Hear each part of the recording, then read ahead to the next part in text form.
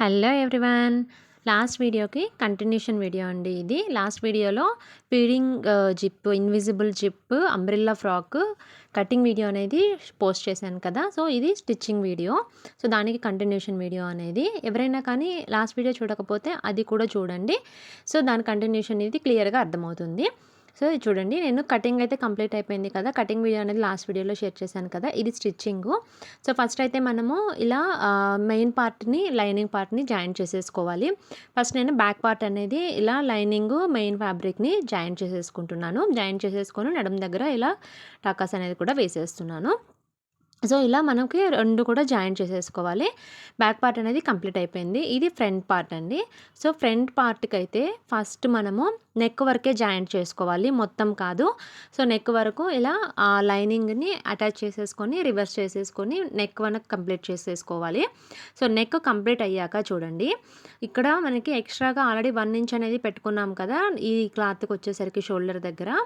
So అలా చూడండి, నేను ఎలా అయితే ఫోల్డ్ చేసి చూపిస్తున్నానో కరెక్ట్‌గా షోల్డర్ పార్ట్‌కి మనకి మిడిల్‌లోకి వచ్చేలాగా, అండ్ 1 ఇంచ్ ఏదైతే మనం ఎక్స్ట్రా పెట్టుకున్నామో ఆ 1 ఇంచ్ కూడా ఇలా కొంచెం గ్యాప్ తీసుకోవాలి. నేను చూపించినట్లుగా ఫోల్డ్ చేసుకొని ఇలా ఇలా మడుచుకొని దీన్ని కట్ చేసుకోవాలి. ఇది జిప్ అటాచ్ చేయడానికి. ఓకే, ఇన్విజిబుల్ జిప్ అనేది అటాచ్ చేయడానికి.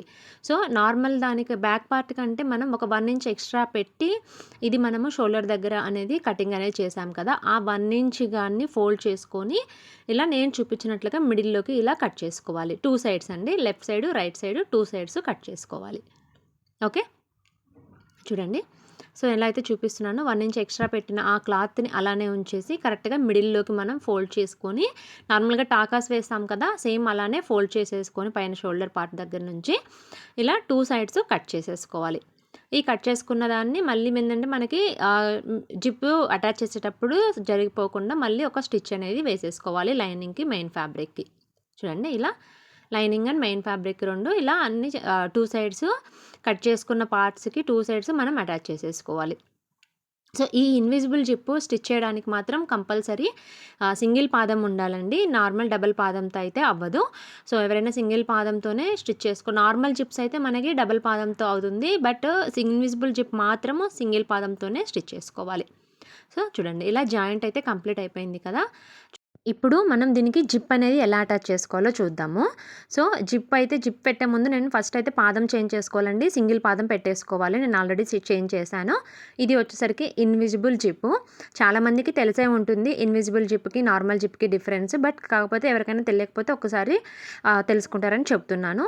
సో ఇది ఇన్విజిబుల్ జిప్ అండి. దీన్ని ఎలా అటాచ్ చేయాలో చూద్దాము. ఇప్పుడు ఇది నార్మల్ రైట్ సైడ్నే మనం జిప్ అనేది స్టిచ్ చేయాలి, లైనింగ్ సైడ్ కాకుండా మెయిన్ ఫ్యాబ్రిక్ సైడ్నే. నేను చూపిస్తున్నాను చూడండి క్లియర్గా. ఇప్పుడు ఇది వచ్చేసరికి జిప్పు రైట్ సైడ్, అంటే జిప్ మనకి ఉండాల్సిన సైడ్. దాన్ని రివర్స్ చేసుకోవాలి మనం అటాచ్ చేసే ముందు. చూడండి, నేను పెట్టిన రైట్ సైడ్ నుంచి ఇలా రివర్స్ చేసుకోవాలి. తిప్పాను కదా నేను. ఇప్పుడు చూడండి, ఇక్కడ మీకు అర్థమవుతుంది, రివర్స్ చేసుకోవాలి. ఆ రివర్స్ చేసుకొని ఇలా సింగిల్ పాదం ఉంటుంది. ఈ సింగిల్ పాదంలో కూడా రైట్ సైడ్, లెఫ్ట్ సైడ్ ఉంటుంది. సో మనం లెఫ్ట్ సైడ్ ఉన్నదానికి జిప్ అనేది క్లియర్గా నీట్గా వస్తుందండి. సింగిల్ పాదంలో లెఫ్ట్ సైడ్కి జిప్ అనేది స్టిచ్ చేసుకోవాలి. చూడండి, ఇక్కడ మనకి పాదం గ్యాప్లో అంటే 1 ఇంచ్, ఒక 1/2 ఇంచ్ గ్యాప్లోనే ఈ మనకి మెయిన్ ఫ్యాబ్రిక్ పైన ఈ జిప్ ఇలా రివర్స్లో పెట్టేసుకొని సో ఇలా స్టిచ్ వేసేసుకోవాలి. చూడండి, సింగిల్ పాదంతో సింపుల్గా అయిపోతుంది. జిప్ అటాచ్ అనేది కూడా క్లియర్గా వస్తుంది. సో నేనైతే యాక్చువల్లీ షార్ట్ జిప్ వేశాను, బట్ లాంగ్ జిప్ వేసుకుంటే మీకు ఇంకా ఫిట్టింగ్ అనేది ప్రాపర్గా వస్తుందండి. నాకు లాంగ్ జిప్ అవైలబుల్ లేక నేను షార్ట్ జిప్ అనేది వేశాను. షార్ట్ జిప్ అయినా కరెక్ట్గా సరిపోతుంది ఫీడింగ్ డ్రెస్సులకి. చూడండి, ఇలా ఇలా చూడండి ఎలా వచ్చిందో ఫినిషింగ్ అయితే. ఇలా ఇటు సైడ్ అయిపోయింది కదా. ఇప్పుడు మనము సేమ్ అలానే ఇలా కంప్లీట్ అయిపోయింది కాబట్టి సేమ్ అలానే రివర్స్లో మళ్ళీ ఆ జిప్ని మళ్ళీ ఇలా రివర్స్ తిప్పి సేమ్ ఇలా పాదం గ్యాప్లో ఉండేలాగా మళ్ళీ ఇటు సైడు ఇంకొక సైడ్ ఉంది కదా, ఇంకొక సైడ్కి మనం ఇలా ఇటు సైడ్ కూడా జాయింట్ అనేది వేసుకోవాలి. చూడండి, సో ఇలా మనకేంటంటే ఈ జిప్ అనేది అక్కడ మనకి జిప్కి దగ్గరగా వేసుకోవాలండి. స్టిచ్ అనేది కొంచెం గ్యాప్ వచ్చినా సరే మనకి ఇన్విజిబుల్ జిప్ అనేది కనపడుతూ ఉంటుంది. సో అలా కనపడకుండా దగ్గరగా సింగిల్ పాదంతో అయితేనే పర్ఫెక్ట్గా వస్తుంది.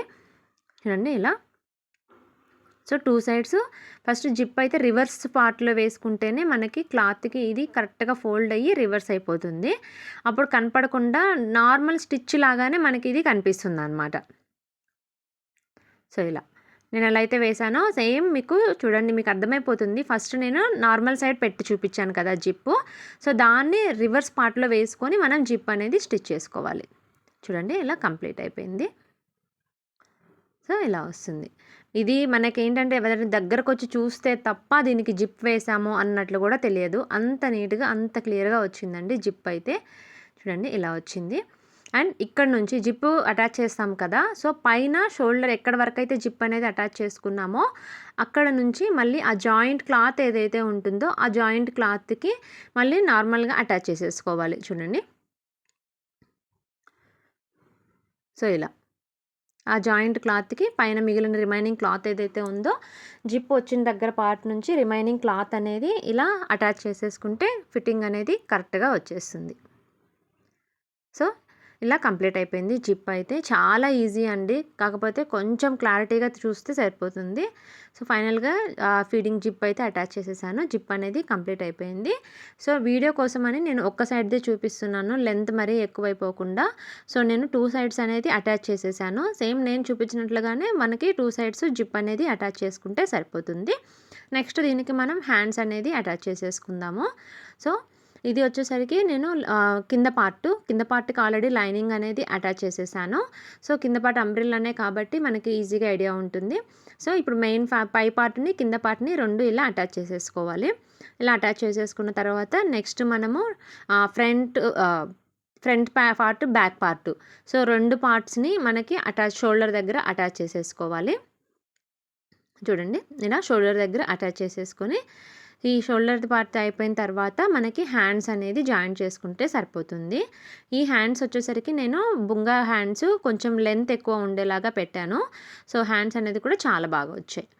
అండ్ ఇప్పుడు మనకి షోల్డర్స్ అనేది జాయింట్ అయిపోయాక మనం ఆల్రెడీ ఫ్రంట్ పార్ట్‌కి ఒక 1 ఇంచ్ అనేది ఎక్స్ట్రా పెట్టాం కదా క్లాత్ అనేది.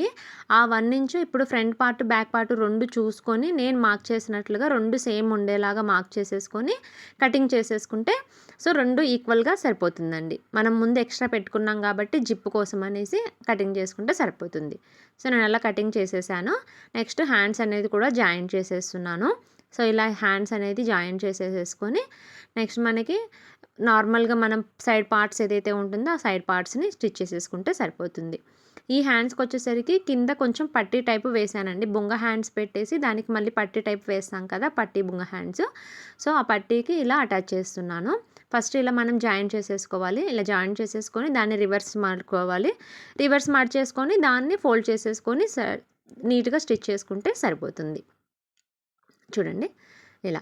అంటే మనకి రైట్ సైడ్‌కి రావాలి. మనం ఫోల్డ్ చేసిన క్లాత్ ఏదైతే ఉందో, ఆ ఫోల్డ్ చేసిన క్లాత్ అనేది ఇలా రైట్ సైడ్‌కి మలుచుకోవాలి చూడండి. ఇలా. ఇలా రైట్ సైడ్‌కి ఫోల్డ్ చేసేసుకొని, మనం ఎక్కడైతే స్టిచ్ అనేది వేసామో సేమ్ ఆ స్టిచ్ ప్లేస్‌లోనే మళ్ళీ ఇలా మడుచుకొని కరెక్ట్‌గా పెట్టుకొని మళ్ళీ స్టిచ్ వేసేసుకుంటే సరిపోతుంది. చూడండి ఇలా. చాలా సింపుల్‌గా అయిపోతుంది హ్యాండ్స్ అనేది కూడా. హ్యాండ్స్ కూడా చాలా బ్యూటిఫుల్‌గా వచ్చాయి ఈ డ్రెస్‌కి. సో ఇది అయితే చెప్పాను కదా ఆల్రెడీ ఒక subscriber feeding dress cutting, stitching అడిగారండి. సో పర్టిక్యులర్‌గా ఆ సబ్స్క్రైబర్ కోసమే నేను ఈ వీడియో అనేది చేస్తున్నాను. సో ఎవరికైనా గనక యూజ్ అవుతుంది అనుకుంటే మనకి కంపల్సరీ ఫీడింగ్ డ్రెస్ అనేది కటింగు, స్టిచ్చింగు చాలా క్లారిటీగా ఉంది ఈ వీడియోలో. కంపల్సరీ మీరు ఈ వీడియో అనేది స్కిప్ చేయకుండా చూస్తే మీకు కూడా అర్థమవుతుంది. ఓకే. హ్యాండ్స్ అనేది కూడా చూడండి పై పార్ట్‌కి ఇలా జాయిన్ చేసేసుకున్నాను. సో నెక్స్ట్ మనకి హ్యాండ్స్ కంప్లీట్ అయిపోయాక సైడ్ మనం జాయింట్లు అనేది సైడ్ నార్మల్‌గా మన లూజ్ ఎంత ఉంది, హార్మ్ లూజ్ ఎంత, నడుము లూజ్ ఎంత చూసేసుకొని సో యాజ్ ఇట్ ఈజ్ ఆ ప్రకారమే మనకి డ్రెస్ అనేది స్టిచ్ చేసుకుంటే కంప్లీట్ అయిపోతుంది. డ్రెస్ కంప్లీట్ అయిపోతుంది. చూడండి ఇలా హ్యాండ్స్ నుంచి నడుము దగ్గర ఇలా పెట్టేసుకొని లైనింగ్ సెపరేట్‌గా, మెయిన్ ఫ్యాబ్రిక్ సెపరేట్‌గా స్టిచ్ చేసుకుంటే పర్ఫెక్ట్‌గా డ్రెస్ అనేది వచ్చేస్తుందండి. సో ఈ వీడియో మీకు క్లారిటీగా అర్థమైందని అనుకుంటున్నాను. Feeding zip stitching. ఒకవేళ ఎవరికైనా అర్థం కాకపోతే నాకు కమెంట్ చేయండి. నేను మళ్ళీ నెక్స్ట్ వీడియో అనేది కూడా పర్టికులర్‌గా ఓన్లీ ఈ ఫీడింగ్ జిప్ కటింగ్ అనేది, స్టిచ్చింగ్ అనేది షార్ట్‌లో పోస్ట్ చేస్తాను. ఓకే. వీడియో నచ్చితే లైక్ చేయండి. ఇలాంటి మరిన్ని బ్యూటిఫుల్ వీడియోస్ కోసం ఛానల్‌ని సబ్స్క్రైబ్ చేసుకోండి. Please follow. Thank you.